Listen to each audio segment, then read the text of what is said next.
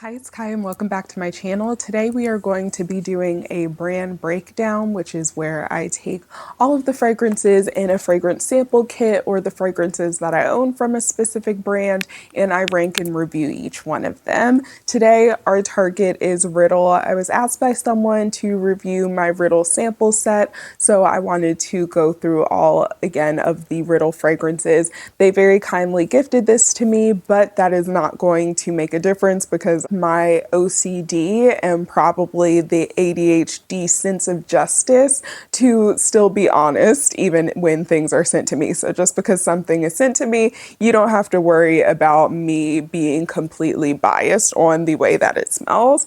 Anyway, I hope you guys enjoyed these videos. If there are any other fragrances that you've seen, whether it has been on this platform or other ones or over on shorts or anything like that, where you would like me to delve deeper into the brand or into any sample sets if I have them, then please let me know.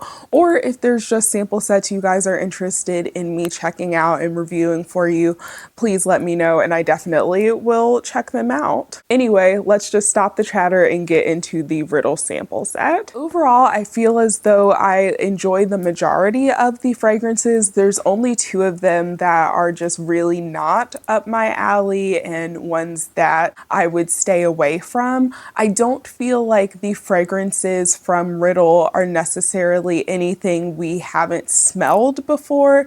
There are actually a fragrance or two where I kind of have a reference for it in my head or from what I've already smelled, but I still really enjoy all of the fragrances, even if it does smell similar to something else I've tried.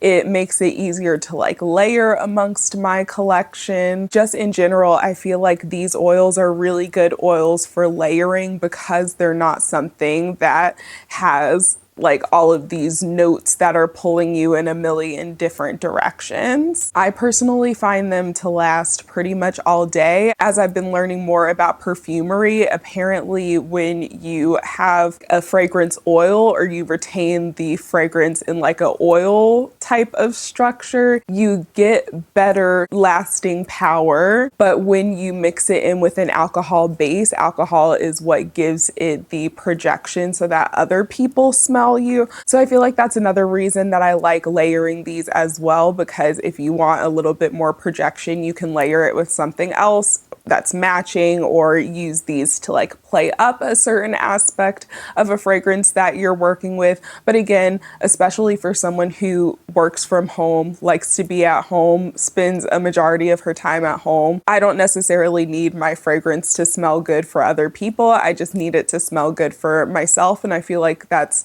what most of us should be going for anyway. So these smell good with the exception of those two that I mentioned on myself. As far as going into the actual samples, these are what the samples look like. They're little oil roller balls. I know people feel one way or another about roller balls, and this is a roller ball where sometimes I just take like something that is small and pointy to put in between the roller ball and the plastic that is in here, just because I feel like the roller ball is a little bit tight and it doesn't allow as much of the oil to come out. And I am a person who douses herself in perfume, so sometimes the roller ball, especially with an oil formulation, I notice it more so with oil formulas versus like an EDP that is in a roller ball or something that has an alcohol base to it, that sometimes the fragrance won't actually be like rolling out. So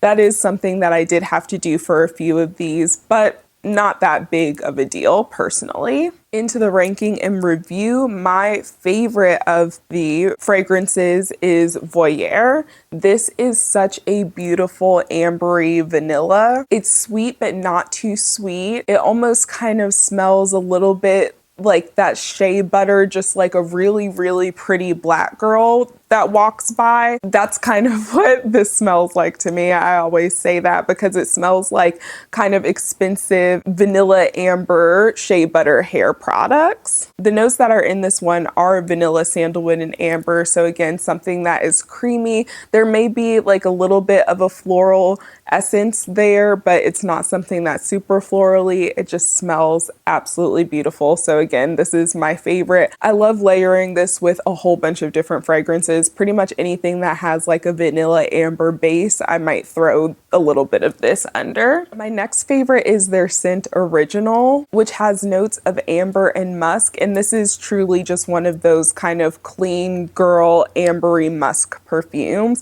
If you smell Dead Cool Milk, this is a dead ringer for it. It smells exactly like that. So much so that I pretty much wear this with that every single time. I put the roller ball of this on.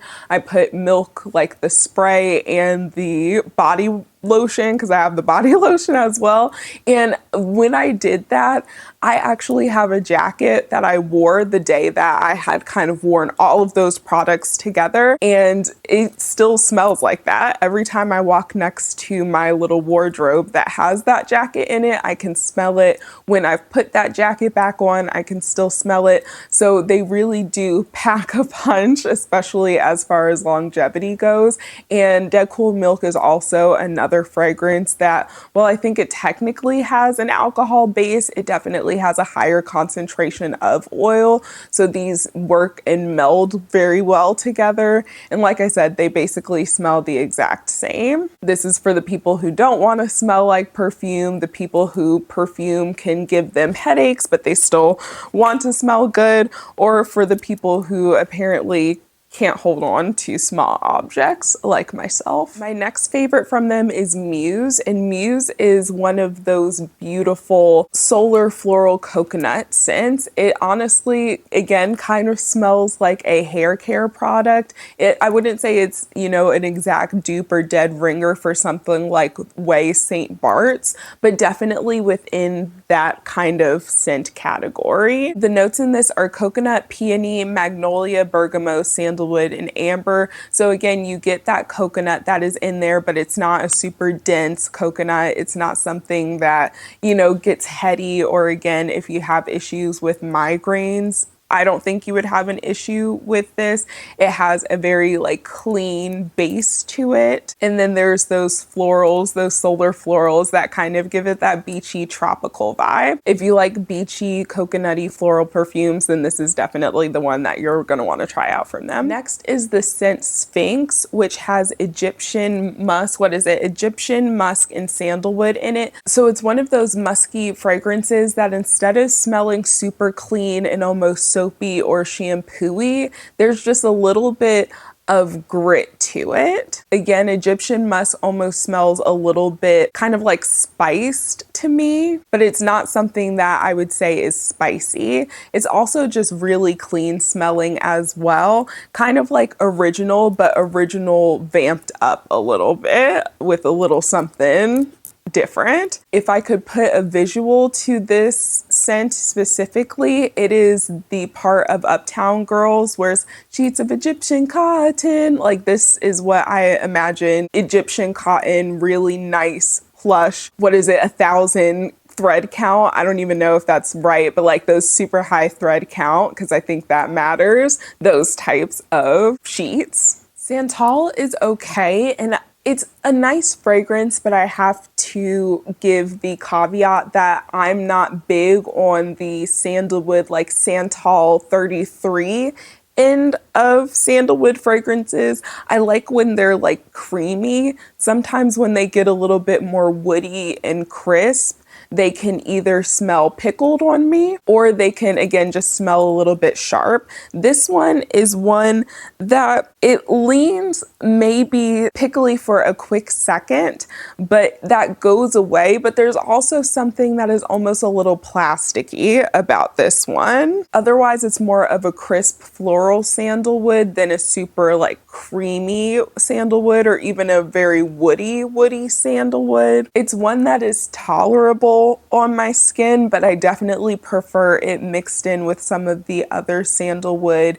fragrances that I like a little bit more, like Maison Louis Marie Bois de Valancourt, I think that's what it's called. That one just leans a little bit more of that creamy, luxurious sandalwood than leaning plasticky with a slight hint of something vinegary there. Poppy, despite being something that I thought I would like because it has citruses and florals, and I really do like citrus florals, fruity florals, fragrances like that, I feel like the citrus in here, the lemon note specifically, just leans a little bit like bathroom cleaner or potpourri lemony. Like honestly, this one and the next one that I'm going to talk about both give me potpourri, and I could see myself using it on little cotton pads to put in my drawers to kind of have like a light little scent there, but they're not as much ones that I like on myself, and they're definitely very like screechy. They're almost so aromatic that it makes me cry a little bit, or like so pungent, I guess, that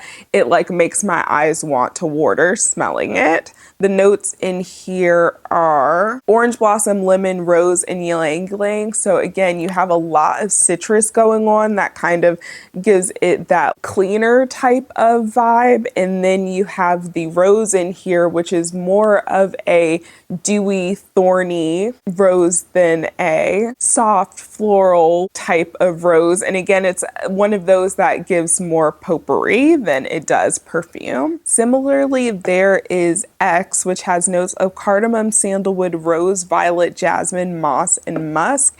And this one, again, just smells straight up like potpourri. I definitely feel as though it has almost like a vintage floral feel to it. So for people who usually feel like floral fragrances are a little bit dated, you're probably not going to like this one. It definitely, again, gives that dated potpourri floral, a little bit powdery. The mossy note kind of translates almost to a patchouli, which I'm not the biggest fan of patchouli. So it just doesn't really sit well for me. This one was one that definitely, when I was wearing it to try it out and even refreshing my memory for this video, I don't want to say it was a scrubber, but I definitely was just kind of like, if I wasn't doing this video, I probably would not be putting this on my skin. Anyway, that is everything I have to say about the Riddle fragrances. I hope that was a helpful breakdown, comparison,